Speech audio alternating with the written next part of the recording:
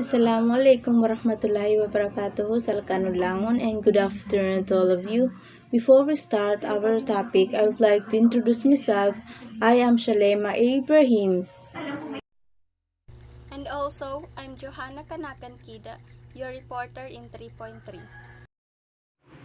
Our topic is all about what happened in the Cavite Mutiny. Ang Cavite Mutiny or ang pag-aaklas sa Cavite ay naganap noong 1872 na nagbigay ito ng isang masinghing nasyonalismo sa puso ng bawat Pilipino.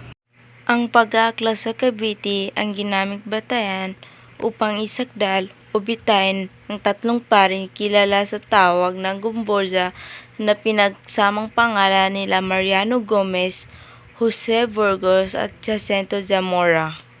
Ang kanilang pagkamartir ang higit na nagpahalad ng nasyonalismo sa mga Pilipino at nagdulot ito muli ng himagsikan o revolusyon na naganap noong 1896.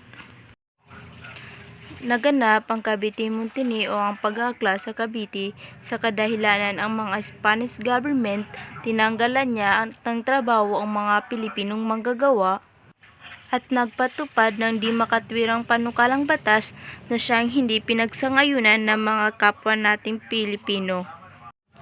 Ipinaglaban nila ang kanilang karapatan kahit ang kabayaran ay kanilang buhay. Tinanggap ng mga Pilipino ang kanilang kamatayan sa pag-alsa sa Cavite sa paniniwalang ito ang nagpapatunay bilang tunay na Pilipino. In Spanish version, ayon kay Jose Montero y Vidal, ayon sa kanyang primary sources o sa kanyang account at sa kanyang nasagap na datos o information sa pag-aalsa sa Cavite, makikita o mababasa natin sa kanyang primary sources o sa kanyang account na pahayag na ginawit niya ang tatlong paring martir na sila daw ang mastermind o utak na nangyari ng pag-aalsa sa Cavite.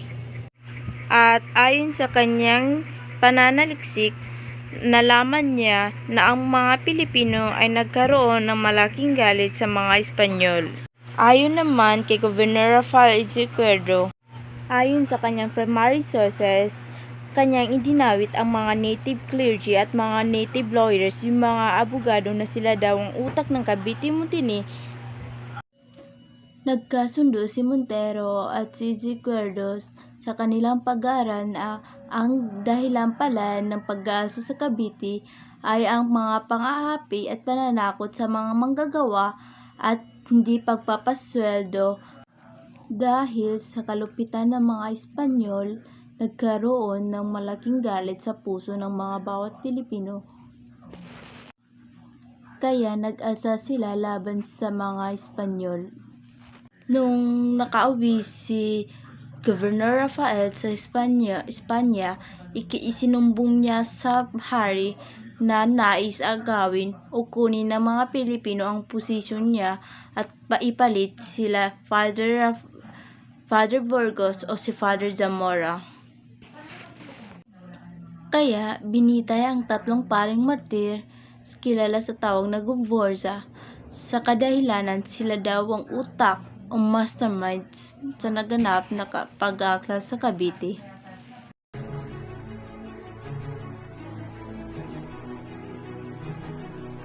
Assalamualaikum and good morning. Ngayon ay atin namang tatalakayin ang account ni Dr. Trinidad Hermenegildo Pardo de Tavera, a Filipino scholar and researcher na nagsulat ng Filipino version ng Cavite Mutiny.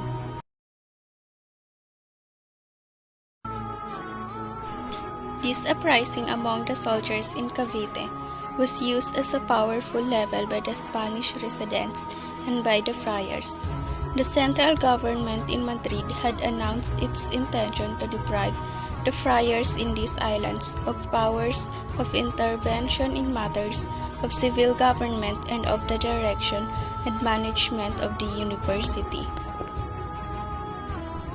It was due to these plots and promises that the Filipinos had great hopes of an improvement in the affairs of their country. while the friars, on the other hand, feared that their power in the colony would soon to be complete, a thing of the past. Up to that time, there had been no intention of secession from Spain, and the only aspiration of the people was to secure the material and educational advancement of the country. According to this account, the incident was merely a mutiny by Filipino soldiers and laborers of the Cavite arsenal to the dissatisfaction arising from the draconian policies of Izquierdo, such as the abolition of privileges and the prohibition of the founding of the School of Arts and Trades for Filipinos, which the general saw as a smoke screen to creating a political. Tavera is one of the opinion that the Spanish friars and Izquierdo used the Cavite mutiny as a way to address other issues by blowing out of proportion the isolated mutiny attempt. During this time, the central government in Madrid was planning to deprive the friars of all the powers of intervention in matters of civil government and direction and management of educational institutions. The friars needed something to justify their continuing dominance in the country, and the mutiny provided such opportunity. However, the central Spanish government introduced an educational decree using sectarian schools run by the friars into a school called the Philippine Institute. The decree aimed to improve the standard of education in the Philippines by requiring teaching positions in the school to be filled by competitive examinations, an improvement welcomed by the Filipinos.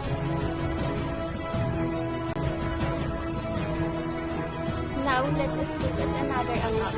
And this account supports the claim of targets. And this account is coming from a French writer, Edmond Laudrup.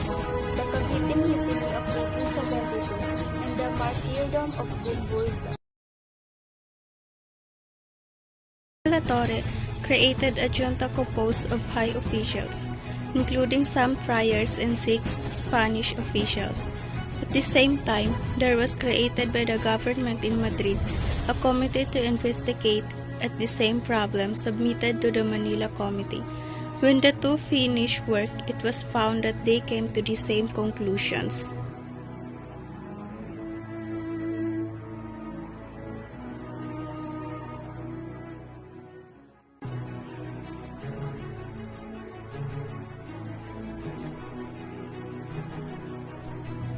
Ito yung mga pangarap ng mga Pilipino.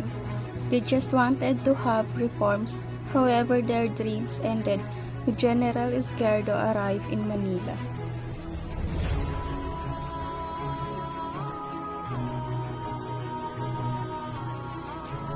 In regard to schools, it was previously decreed that there should be in Manila a Society of Arts and Trades to be opened in March of 1871. To repress the growth of liberal teachings, General Izquierdo suspended the opening of the school the day previous to the scheduled inauguration.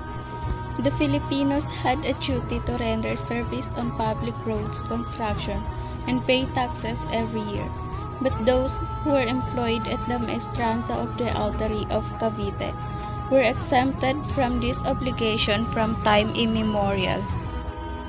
Used the incident as a part of a larger conspiracy to cement their dominance. They showcased the mutiny as part of a larger conspiracy in the Philippines by Filipinos to overthrow the Spanish government. The Cavite Mutiny of 1872 resulted in the martyrdom of Gumburza and paved the way to the revolution culminating 1898. The three preso ang tatlong paring Martin na sina Gomez Mariano, Burgos Jose Zamora Jacinto o kilala sa tawag na Gumburza. Ang tatlong paring martir ay pinaslang gamit ang garrote sa pinaratangan sila na silang mastermind o utak ng Cavite Mutiny o ang pag-aaklas sa Cavite. Ipinapapatay ng mga Espanyol o Kastila ang mga Pilipino na nais silang kalabanin o ipinapakita ng mga Espanyol na kamatayan ang magiging kabayaran if they will commute another revolution. Si Panchado Mercado, ang kuya ni Jose Rizal, siya ang nagkwento kay Jose Rizal kung ano ang tunay na nangyari sa tatlong martir. Kasi si Panchado Mercado, kaibigan niya o malapit na kaibigan niya si Jose Burgos. Si Jose Burgos, ikinuwento niya lahat ang nangyari kay Panchao. Doon nasaksihan o na-witness ni Jose Rizal kung gaano ba kahigpit ang mga Espanyol. Mababasa natin sa ikalawang nobela na ginawa ni Jose Rizal na ang pamagat ay El Filibusterismo na kanyang idinikit sa tatlong paring martir. Tinanggap ng tatlong paring martir ang kanilang kamatayan bilang parusa ng walang takot sa paniniwalang ito ang saksi sa kanyang pagiging isang tunay na Pilipino.